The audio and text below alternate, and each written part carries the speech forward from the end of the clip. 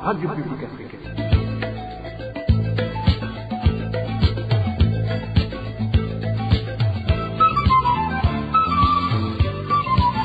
Radio Publique Africaine.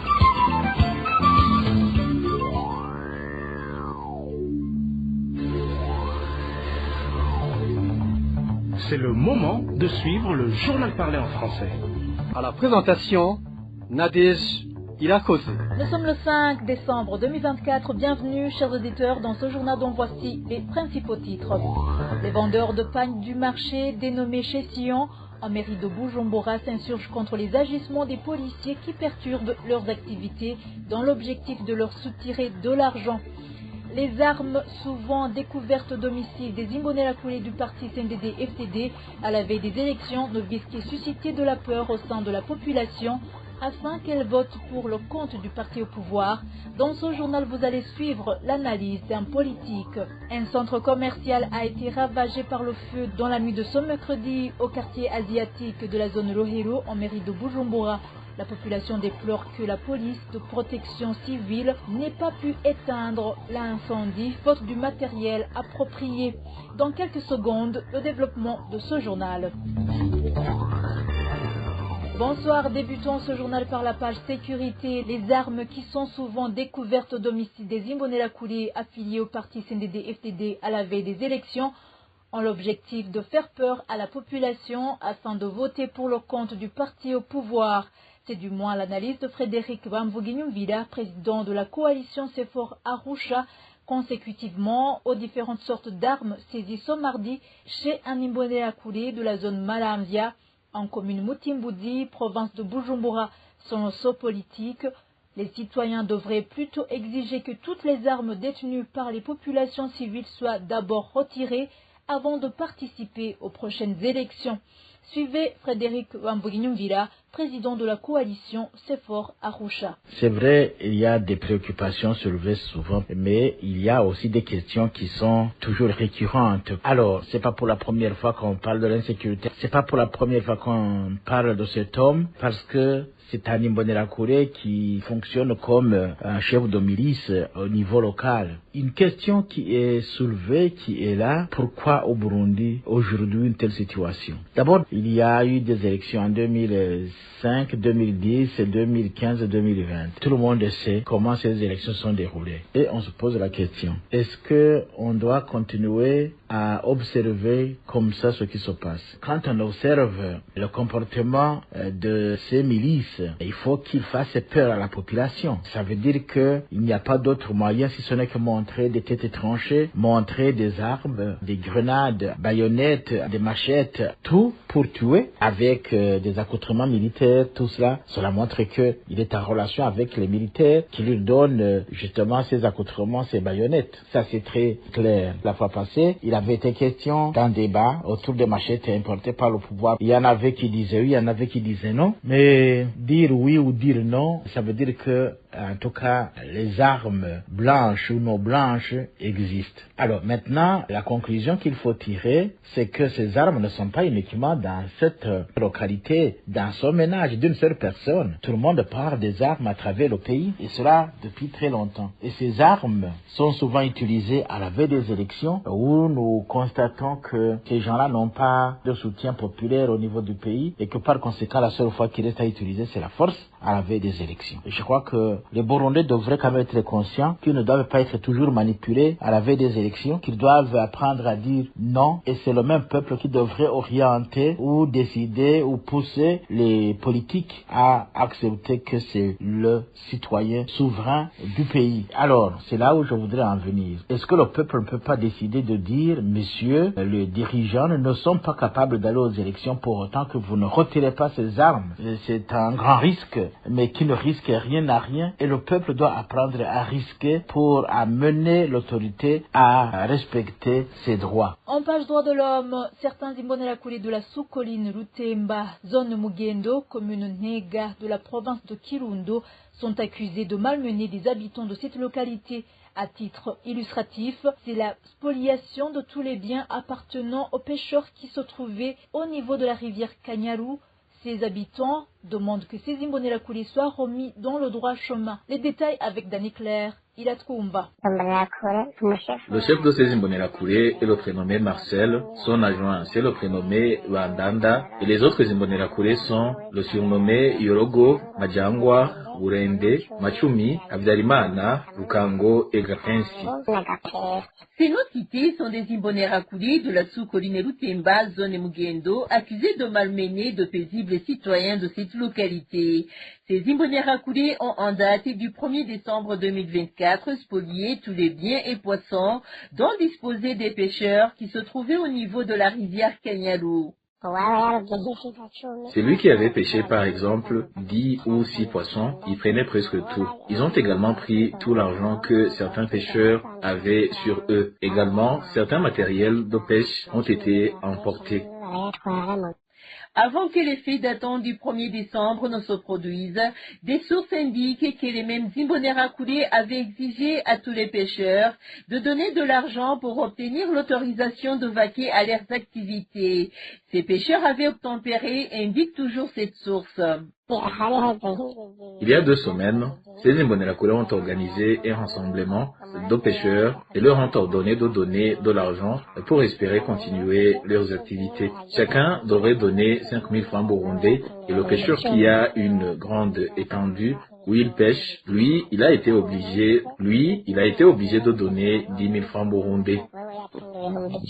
Actuellement, des habitants de la sous-colline Lutemba demandent à l'administration que ces Imbonerakure soient sanctionnés et remis dans le droit chemin.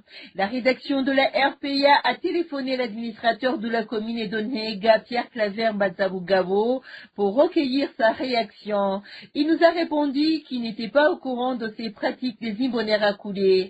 Il a également demandé aux personnes lésées de se confier à l'administration pour qu'elles puissent suivre de près leur cas.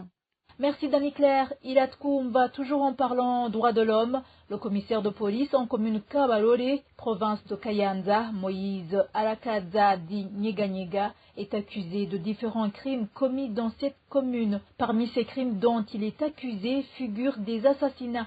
Reportage signé Emmanuel Ndaishimiye. Depuis que Moïse Arakaza, surnommé Nyeganyega, ait été affecté à Kabarore pour exercer les fonctions du commissaire communal de la police, les informations en provenance de cette commune de Kabarore indiquent qu'après 2 semaines seulement de son arrivée, il a commencé à violer des femmes. Il est accusé de crimes et de viol des femmes. Après son premier mois, il appelait toutes les femmes qu'il enviait. Et comme il en avait déjà connu qu'il était tueur, il l'a violé et la victime n'osait même pas le dévoiler de peur d'être exécuté. Il possède une maison d'habitation à Bukanya et c'est dans la dite maison qu'il commettait ses viols et il est au stade de violer des jeunes élèves. Au mois de juin dernier, Moïse Arakaza dit Nyeganyega a tué en plein air un citoyen du nom de Joseph Wabiaremie. Au cours des 3 dernières semaines, sur ordre de Nyeganyega, un policier dit Moarabu a tué 2 personnes, Claver Nshimirimana et Annonciate de Sengimana, accusés de vouloir franchir la frontière vers le Rwanda voisin. Certains habitants sont battus, enfermés dans la toilette et ligotés. Les uns ont dû fuir, surtout les résidents du centre de Bukanya. Il les frappe étant ligotés dans la toilette et la bouche contre le trou de la toilette. Il y a ceux qui ont déjà fui car il a juré de les exécuter parce qu'ils n'ont pas pu lui donner des points de vue qu'il leur exigeait de force. Les informations en provenance de Kabarore font savoir qu'il spoliait des gens en usant de son pouvoir. L'exemple est celui d'un commerçant prénommé Émile dont il a pris par force une somme de 500 000 francs sur la colline Muchilo de la commune Muruta. Moïse Arakaza, surnommé Nyeganyega, est taxé également d'exercer du commerce frauduleux dans cette province de Kayanza.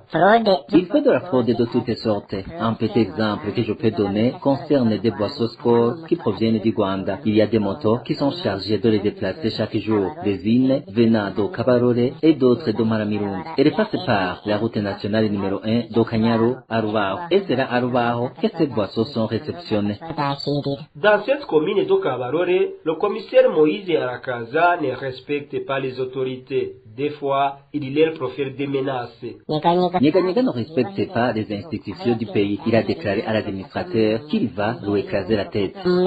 Les habitants de la commune de Kabarore demandent que le commissaire Arakaza soit transféré ailleurs ou traduit devant la justice. Partout où il a presté, Nyeganyega a persécuté des gens, mais au lieu d'être puni, on lui chargeait tout simplement des lieux d'affectation. On peut citer entre autres des crimes qu'il a commis dans les communes de Matana, Mugamba, Kabezi et Mabanda. Merci Emmanuel Daishimi. Rappelons que vous pouvez suivre toutes les émissions de la RPA sur nos comptes Facebook, YouTube, X, ainsi que sur notre site web www.rpa.bi. Après une courte pause, nous continuons ce journal avec la page gouvernance. RPA. À présent, page gouvernance, à part le manque d'autorisation d'exploiter le marais de Nyawarere, situé en commune Nyanzarake de la province de Makamba, qui leur avait été octroyé sous la Deuxième République, plus de 200 exploitants du dit marais se lamentent qu'ils ont été défendus par l'administration de continuer à l'exploiter alors qu'il était temps de procéder aux récoltes de certaines cultures. Ils indiquent que ces cultures ont fini par être récoltées par d'autres personnes, d'où ils demandent un dédommagement. Des détails avec Elvis Nyomongere. Alors qu'ils venaient d'être empêchés d'exploiter les terres du marais de Nyawarere, les cultures qui se trouvaient dans ce marais ont été récoltées par la suite par de nouveaux occupants.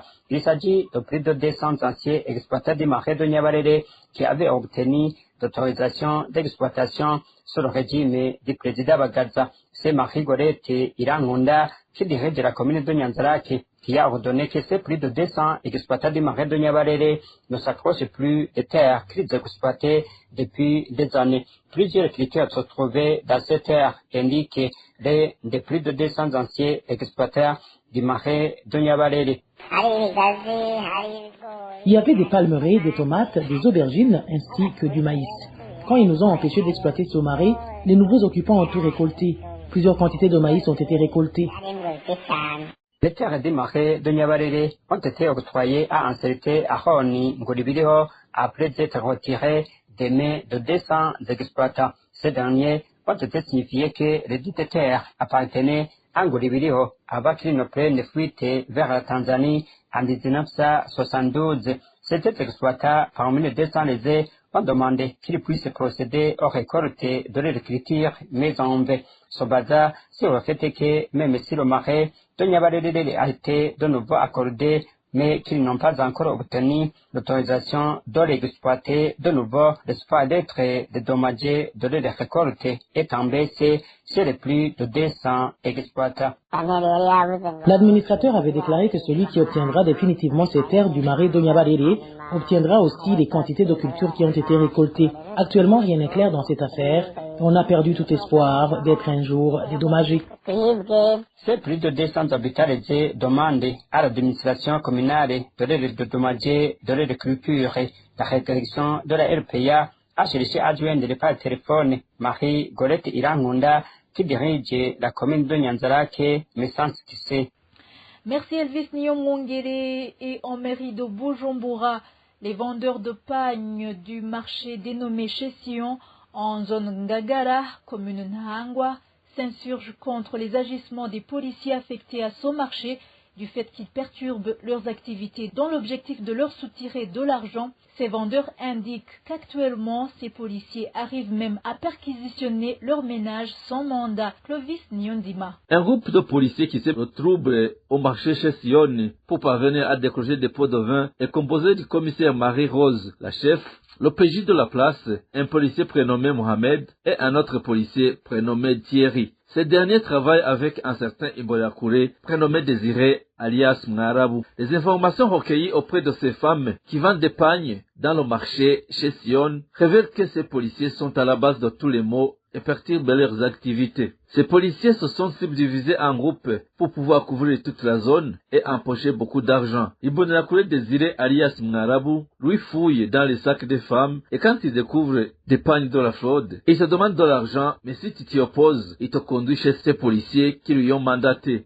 Quant à l'OPJ et le policier prénommé Thierry, ces derniers s'arrogent le droit de pénétrer jusque dans les échoppes, comme en témoigne une de ces femmes. Kuko Marie Rose utarikuramo amahera desamire ku kibanza ku kwezi canke samide nta na kimwe ushobora kumukorana aca kwiruka inyuma nawe uzana ibivuye ku mupaka nawe uzana ivyo ucishije hehe utarikuramo amahera Marie Rose aca kwirukako nabo bapolisi biwe yadukije ingeso yo kuzara dukurikirana mu kibano cacu akaza gusupa atanu urupapuro afise hari igihe gusangana ufise ivyo bitenge canke igihe atabigusangana igihe abigusanganye rero ari vya fraude umuhaye amahera ayo abagusavye arakurekura mutumvikane ku mahera abagusavye aca gushikana. Plus étrange, la commissaire Marie-Rose, elle qui est chef de la bande, brise des limites et va jusque dans les ménages pour perquisitionner ces femmes, poursuit notre source. C'était commissaire Marie-Rose, si tu ne lui donnes pas 100 000 ou 200 000 sur place et pas à moi, elle te rend la vie difficile. Ces policiers ne te lâchent d'une sommaire, tu ne pourrais jamais être tranquille. Ces derniers jours, elles nous poursuivent jusque dans nos ménages et procèdent à une fouille de pagnes de fraude. Si elle y trouve les pagnes fraudées pour négocier sur l'argent que tu vas lui donner, elle te laisse tranquille, mais si tu manques cet argent-là, tu es conduit en prison. Ces vendeurs de pagnes demandent que ces policiers soient remplacés par les autres avant de commettre l'irréparable. Surtout que quand tu rencontres le policier prénommé Thierry avec un pagne que tu vas montrer au client, il te le prend par force et te dit qu'il pourrait te tuer si tu t'y opposes. Il demande également que cet Imbonerakure prénommé Désiré, alias Mnarabu, soit lui aussi chassé de son marché. Contactée à ce propos, la commissaire Marie-Rose, en charge de ces policiers en poste à Sion, a répondu à la RPA qu'elle n'est pas au courant de la situation et ni être la responsable de ces policiers car, selon elle, elle n'y travaille même pas. Merci Clovis. Nyondima, en étant toujours en mairie de Bujumbura, un centre commercial a été ravagé par le feu dans la nuit de ce mercredi au quartier asiatique de la zone Rohiro, commune Mukaza, en mairie de Bujumbura. La police de protection civile s'est rendue sur le lieu pour éteindre l'incendie, mais il n'a pas été à la hauteur et le feu a ravagé toute la maison ainsi que tout ce qui s'y trouvait. Le point avec Balthazar Mivuro. C'était vers 21h30 de ce mercredi que les habitants du quartier asiatique de la zone Rohiro en commune Mukaza ont vu le centre commercial dénommé Adams Trading prendre feu. Notre source au quartier asiatique indique que ce bâtiment ainsi que toutes les marchandises qui s'y trouvaient ont été complètement ravagées par le feu. Cet habitant précise que ce centre commercial contenait plusieurs sortes de marchandises car il était bâti en étage de 3 niveaux.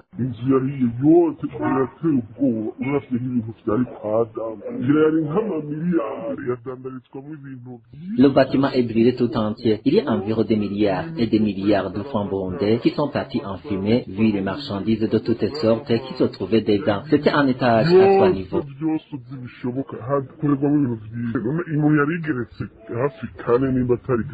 Cet habitant continue de dire que la police de protection civile s'est rendue sur le lieu, mais qu'elle n'a pas pu éteindre l'incendie. Notre source déplore que la police ne possède pas de matériel approprié pour pouvoir éteindre le feu. Les policiers n'ont pas de matériel approprié pour éteindre le feu. Vous voyez par exemple cet étage d'Adam Trading à 3 niveaux. Les pompes à eau n'arrivaient pas à protéger l'eau au 3e étage alors que le feu provenait de cet même endroit. C'était vraiment difficile d'éteindre l'incendie, faute de matériel adéquat pour combattre le feu. Jusqu'à présent, la police de protection civile n'a pas déclaré ce qui est à l'origine de cet incendie. Mais les habitants de ce quartier s'étonnent de voir que le feu a ravagé ce bâtiment seulement alors qu'il se trouvait à proximité d'autres bâtiments commerciaux. La rédaction de la RPA n'avons pas pu joindre le responsable de la police de protection civile pour qu'il puisse s'exprimer à propos de ce qui a été dit par les habitants que cette police manque de matériel adéquat pour combattre le feu. Merci Balthazar Mivuro et voilà, c'est la fin du journal de ce jeudi 5 décembre 2024. Merci de nous avoir prêté votre attention. Merci également à tous mes collègues pour le travail accompli. Bonne soirée chez vous.